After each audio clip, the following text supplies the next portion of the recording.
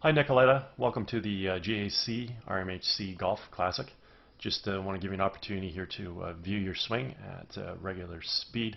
We'll let that play on through. We'll put you back in your address position and we'll go ahead and take a look at a few things for you.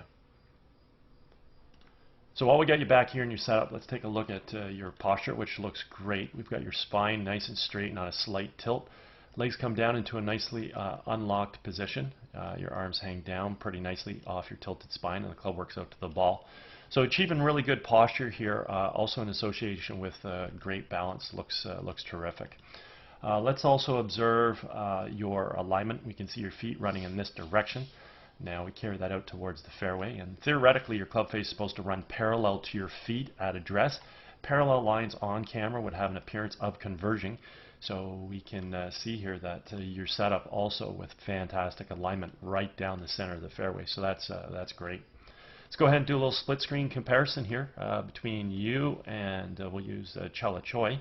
Now I've got some color-coded lines on the screen here just to use as a visual reference as it pertains to swing plane.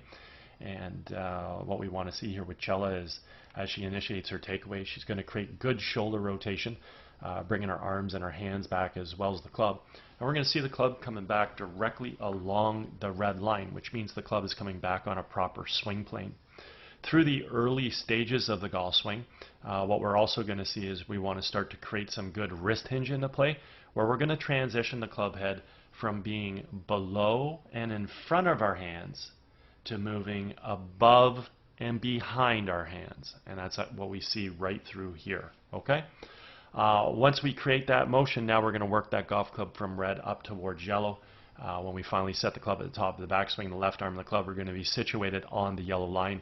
We're going to have full shoulder rotation, and we want to do this about a very stable right leg,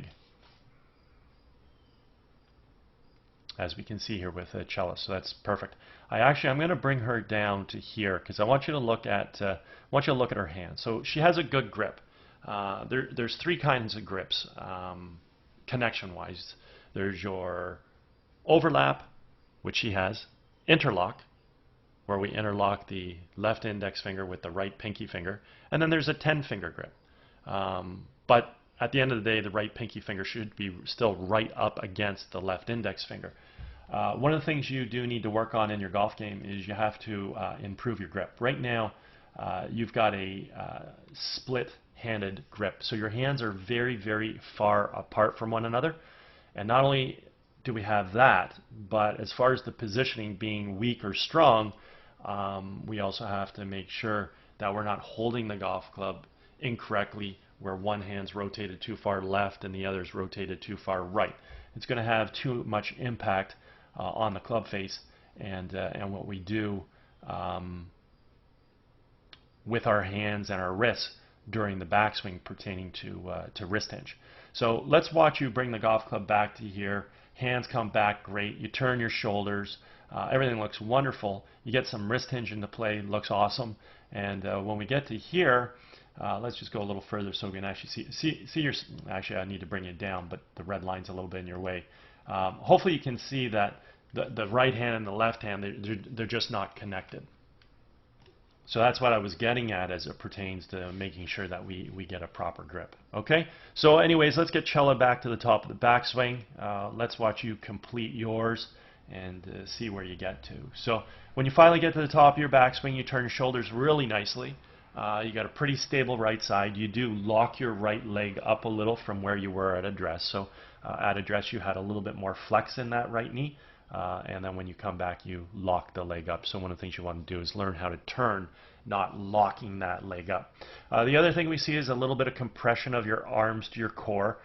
We can see that your right inner tricep compresses to your rib cage and the right elbow is very low, whereas her elbow is higher and the inner tricep is away from her rib cage. So we have some compression in the backswing with the arms, and that causes you to set your arms a little bit low, whereby we can see your hands are not as high as hers, and therefore your left arm's not situated on that yellow line. Okay? As we create our transition back in the ball, simply want to move our weight from our right foot to our left. We want to fire our knees and our hips laterally to the target. We want to unwind our core and fire our hands. And in doing so, we want to make sure we're bringing the golf club from yellow back down on top of red which is where the club originated. And that's exactly what we can see here with Chela Choi. The golf club is returning back to being on plane.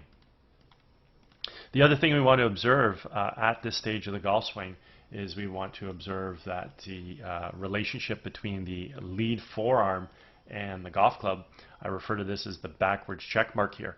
And that simply means that the club head is remaining above and behind her hands coming into the hitting zone. This is ultimately what's going to allow us to create a lot of power in the golf swing, let alone her ability to also hit the ball straight due to the fact that the club, again, as I've already mentioned, has returned back to plane, which is a main criteria in our ability to produce straight golf shots. So let's watch you create your transition back into the ball. Nice drop in of your hands and arms. Feet, knees are working, a little bit of weight shift, so that's good. And at this point in time, I mean, basically, let's go one more frame. No, too far. So right here, I mean, we can look at the relationship between the lead form and your golf club and basically say, hey, you know what? We have a backwards check mark. Therefore, creating some power in the golf swing won't be an issue. The other great thing that we see is that your golf club is returning back to plane. Or is it? So let's go back to address for a second. I would like to see your arms at address probably hanging a little bit more naturally down to here. That would allow the golf club to work out in this direction. So that's about a 45-degree angle. So I'm going to put up another red line here. That's called the address plane because that red line right now is over top of your club shaft at address. So imagine if your arms were hanging with the club working out. Well, your address plane angle would be here. So I don't really want to look at your golf swing based on what I'm going to refer to is line 1. Okay? I want to look at your golf swing when you're coming down based on line 2. So let's get you back to the top. What I see as you create your transition back into the ball, you have just an ever so subtle over the top move. And what that means is your hands travel out in front of you, and it's going to have an influence obviously on the club. So there's your hands, they're coming just a little bit over the top. At this point in time, again, you're retaining angle, so it's great. So we're back in that backwards check mark, right? So we look at it, hey, we're retaining angle, the club head's above and behind our hands. Hey, we're going to create power, everything's great. We also see, based on line 1, the club's returned back to plane. And as I mentioned, that is a main criteria to hit the ball straight in accordance to your alignment. So we can set up here and say, hey, your alignment was perfect, your club's returning to plane, you're going to hit a straight golf shot in accordance to that alignment as long as you have a good grip and the club face squares up. Well, that's a whole nother thing because we notice that you don't have a correct grip. We have a split-handed grip and we need to look at the positioning. So yeah, you do have an ability to hit a straight golf shot based on your alignment and the fact that the club has returned to plane based on line 1. Let's assume the grip is good. All that's true. But the reality is we can't look at line 1. So if we look at line 2, your golf club is not returning back to plane.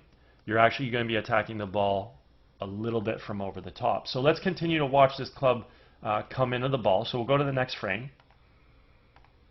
So there's your club head. So again, we could look at line 1 and say, hey, club's perfectly, if we connect the dots here, that club's returning to plane. We're coming into the ball from on plane. Everything's great.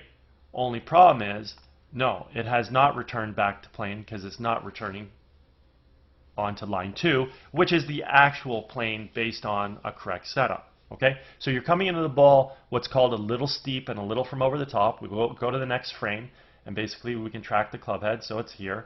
So again, let me undo that there, just put it back to straight lines. Okay, so again, we connect the dots and we'll see, hey, club's coming in from here.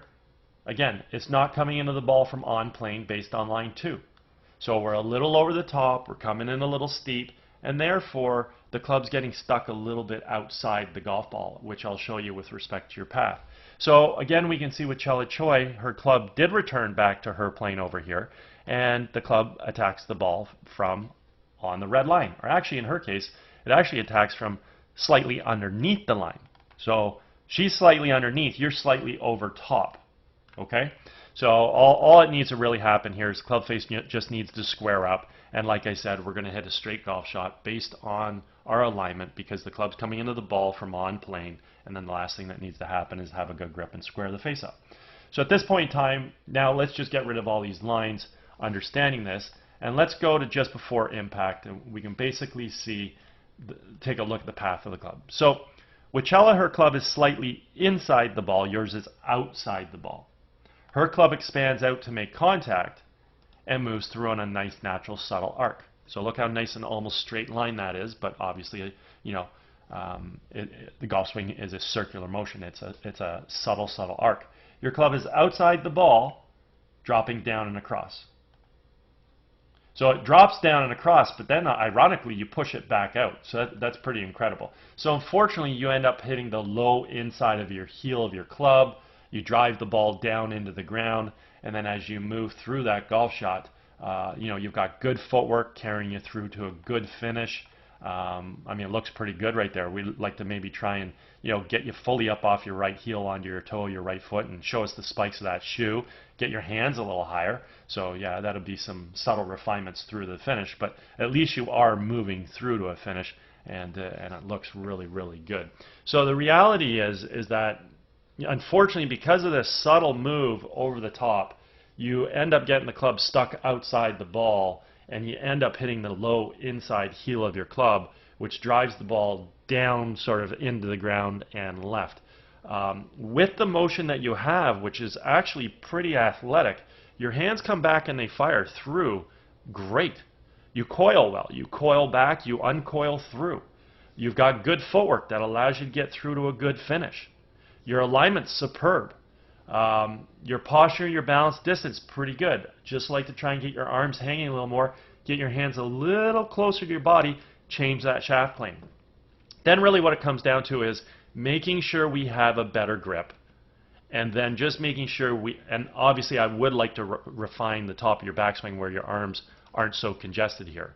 But then the big thing is just trying to get rid of that subtle over the top move, because that's causing the ball to hit the inside low heel.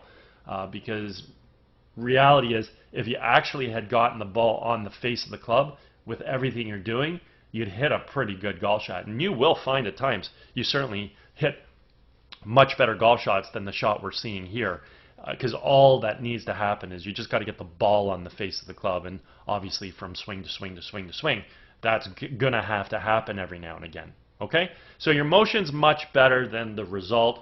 Couple minor tweaks, like we talked about, get the arms hanging a little bit more, increase the angle relationship between the arms and the club, meaning shallow out that club shaft at address. Try and get your arms in a better extended position at the top of the swing. Ultimately learning how to come into the ball a little bit more from on plane. Complete that footwork through to a full finish, and definitely get a better grip. Okay? Anyways, if at any point in time you ever want to work on any of these aspects, I'm over at Glen Abbey in Oakville. I'd be happy to structure a program for you. Also, if you're involved with any golf tournaments at all and you guys are looking for a unique gift to provide your guests, touch base. I'd be happy to discuss my swing analysis services. Anyways, I hope you had a fantastic day, and I hope you enjoyed getting an opportunity to see your swing on video. Take care.